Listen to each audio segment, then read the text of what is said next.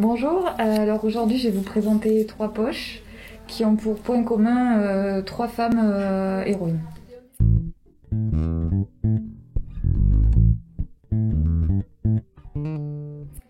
Le premier du coup ce sera les optimistes.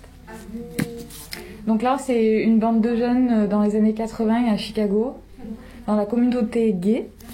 Donc on découvre toute la folie, toute la liberté qu'ils avaient à l'époque et puis apparaît le sida et là c'est la catastrophe.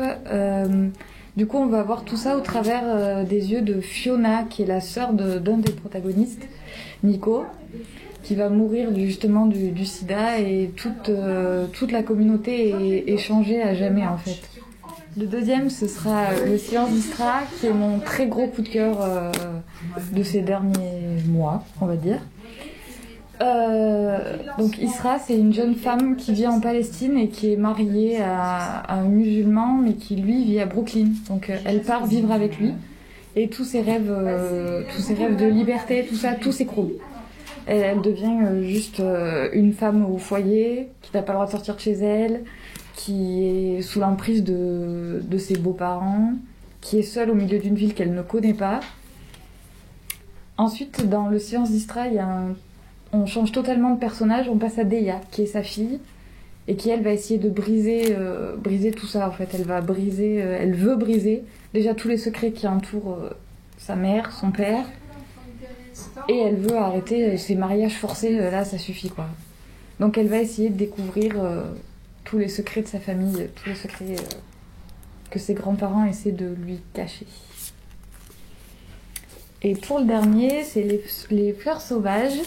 Alors là, on part en Australie avec Alice, qui vit avec ses parents, donc un père violent et une mère totalement sous l'emprise de ce père.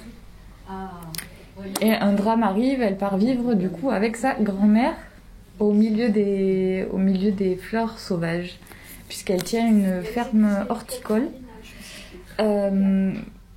Donc en plus de cultiver les fleurs, sa grand-mère accueille des femmes brisées par la vie dans cette ferme qui essaient de se reconstruire.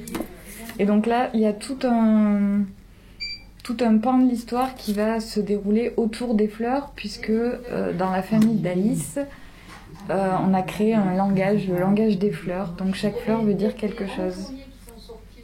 Donc Alice va grandir dans cette ferme et au bout d'un moment, stop, elle en peut plus. Parce que pareil, des secrets, toujours des secrets, sa grand-mère lui cache pas mal de choses.